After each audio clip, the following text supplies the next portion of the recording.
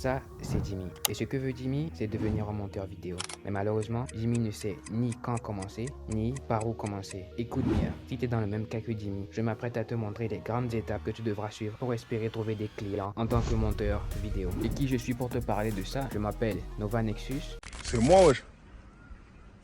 Ok, donc du coup, je pense que pour devenir monteur vidéo, il y a deux grandes étapes par lesquelles tu vas forcément passer. La première, c'est apprendre à monter et la deuxième, c'est trouver des clients. Et si on devait les classer en fonction de la difficulté, je pense que c'est la deuxième étape qui serait la plus difficile. Même si vous allez voir que quand tu débutes et qu'on ne sait pas par où se lancer, on rencontre beaucoup de difficultés. Donc la première étape, c'est apprendre à monter des vidéos. Et quand je dis monter des vidéos, ce n'est pas ça. Oui, parce que quand moi j'ai commencé, la première vidéo que j'ai montée, ça ressemblait à ça.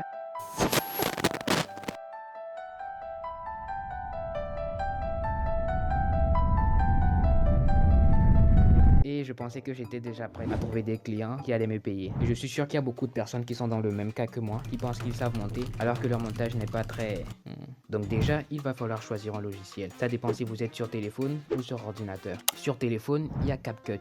CapCut est aussi disponible sur ordinateur pour ceux qui n'ont pas d'ordinateur assez puissant. Sur ordinateur, vous pouvez avoir Filmora, Premiere Pro et DaVinci Resolve, les deux plus connus logiciels de montage. Il y a aussi Final Cut Pro. La méthode d'apprentissage va être à peu près la même avec tous les logiciels de montage. Le désavantage, c'est que quand tu commences avec CapCut, tu vas vite t'habituer, mais après la transition vers un autre logiciel plus expérimenté sera difficile. Et la transition, il va falloir la faire parce que vous allez vite être limité avec CapCut. Ok, d'après vous, quel est le meilleur moyen d'apprendre à monter une vidéo? La réponse est simple, c'est en montant des vidéos. Mais quand on débute, justement, on n'a pas de vidéo à monter. Et du coup, il y a trois méthodes que j'ai souvent entendues pour trouver des vidéos. La première, c'est aller sur des serveurs Discord et trouver des vidéos de tests que les youtubeurs proposent pour trouver des monteurs vidéo. Donc vous pouvez aller sur des serveurs Discord, chercher ce genre de vidéos de texte, ce genre de vidéos de test et vous entraîner dessus. La deuxième façon, c'est de demander à un ami, si vous avez un ami qui accepte de se filmer et vous allez monter cette vidéo pour lui. Et la troisième méthode, qui est d'ailleurs la plus efficace, c'est de tourner vos propres vidéos. Pourquoi? Je vais vous expliquer un peu plus tard. Sur les serveurs Discord, vous pouvez aussi trouver des gens qui demandent des services de montage gratuits. Vous pouvez prendre ces vidéos et apprendre au fur et à mesure que vous montez. Je pense que tu ne devrais pas rester trop longtemps sur l'étape de apprendre à monter. Si tu produis tes propres vidéos pour apprendre à monter, là, il n'y a pas de problème. Mais si tu montes pour des gens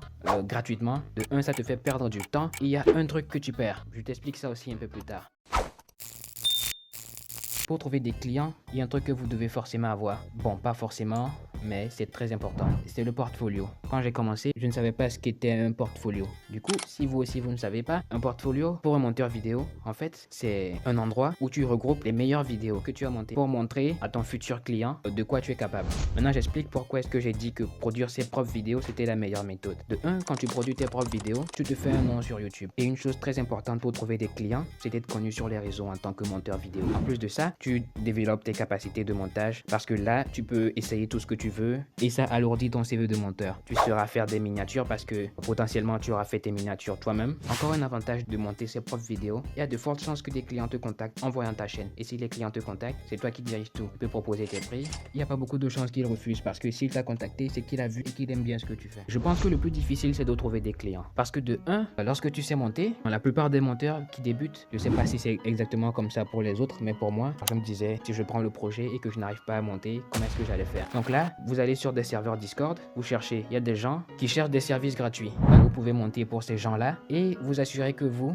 êtes capable de monter une vidéo du début jusqu'à la fin. Dès que tu te lances, tu vas trouver les moyens de terminer la vidéo. Et même si tu ne termines pas la vidéo, je t'assure que tu n'as rien à perdre. Donc pendant que tu montes gratuitement pour des gens, tu fais le tri des meilleures vidéos que tu as. Tu peux tout importer sur un Google Drive, tu ranges ça en dossier, tu fais des dossiers vidéo gaming, short, vidéo IRL et tout ça. Tu vois ce que je veux dire pour que ça constitue ton portfolio. Et il y a la dernière méthode, contacter directement des clients. Tu vas te balader sur YouTube, regarder les youtubeurs que tu aimes, tu vas dans à propos, tu vas trouver l'email de youtubeur et tu leur envoies directement un message avec ton portfolio ou ta chaîne YouTube. Désolé, la vidéo n'est pas très bien organisée.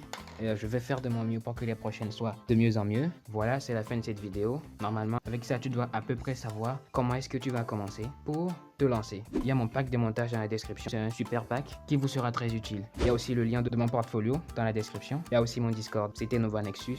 Ciao.